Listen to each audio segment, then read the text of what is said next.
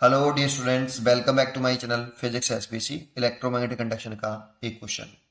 Switch is closed at t equal to 0। The current in the circuit at t equal to l upon 2r H.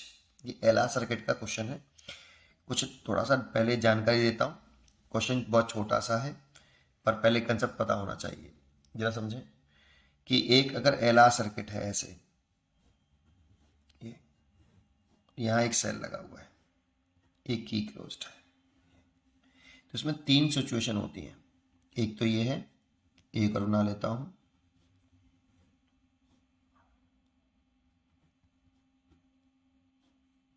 और एक और बना लेता हूं।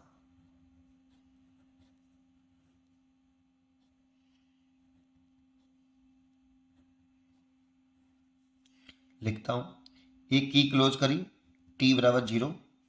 की क्लोज किया किसी इंस्टेंट टाइम t पर, क्यों की क्लोज किया t टेंड्स टू इन्फिनिटी पर।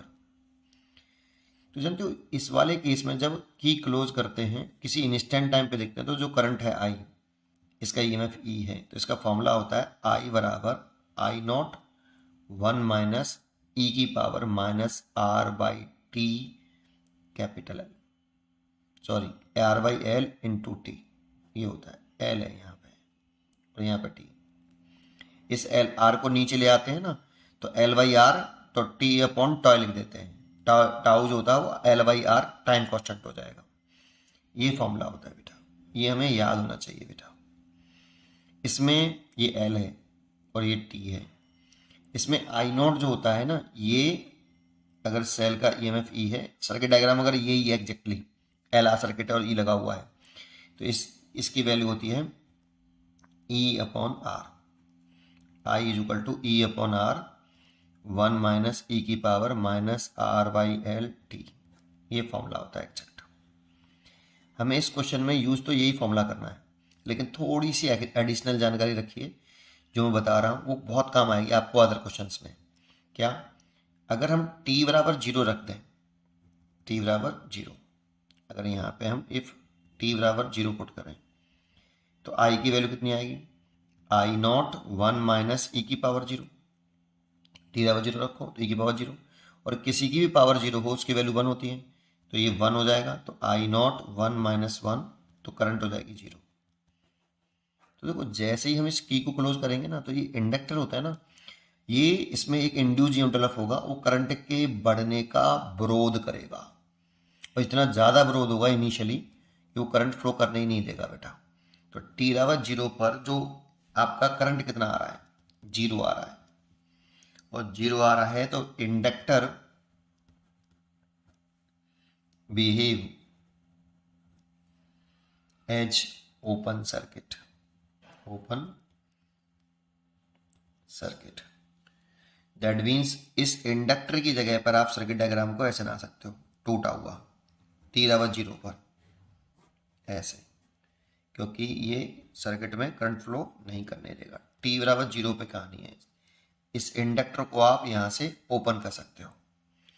ऐसे ही अगर मैं इसमें t बराबर इन्फिनिटी पुट करूँ, t टेंस टू इन्फिनिटी इसमें, तो करंट की वैल्यू देखो, t की पावर इन्फिनिटी रखेंगे तो e अपॉन आर 1 माइनस ई की पावर इन्फिनिटी।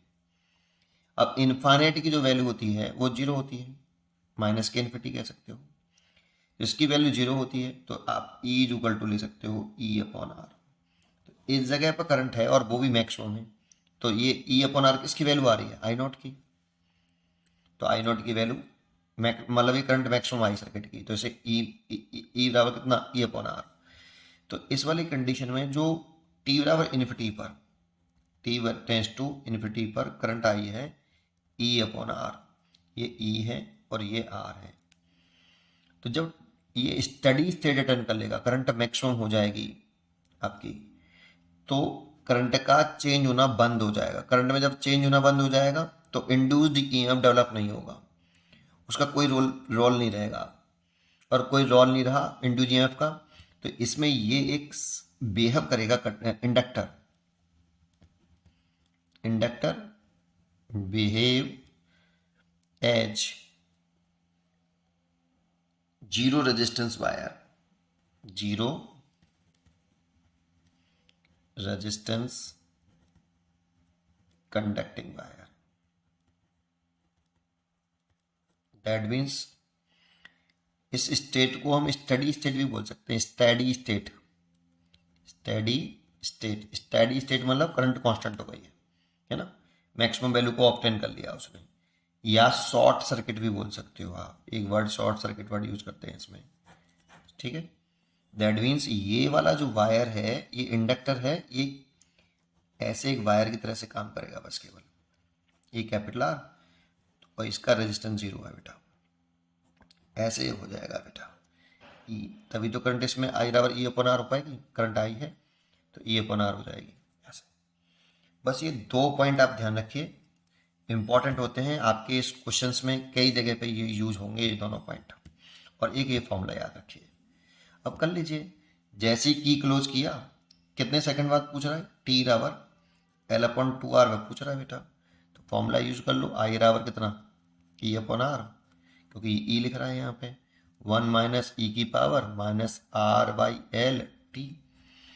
टी की वैल्यू कितनी है, एल अपॉन 2 आर, कुछ नहीं करना, बहुत ही इजी फॉर्मूला, कुछ बस फॉर्मूला बेस क्वेश्चन लिख रहा है यहाँ पे, ये बस वैल्यू पुट करनी है, एल अपॉन 2 आर, एल से एल कट गया और आर से आर कट गया, तो ई अपॉन आर 1 माइनस ई की पावर माइनस के 1/2 हो गया ये ऐसे, और ई अपॉन आर माइनस, इस पावर को नीचे लेके आओगे तो 1 अपॉन ई की पावर प्लस के 1/2, ई की पावर प्लस के 1/2 का मतलब क्या है भाई, रूट ई।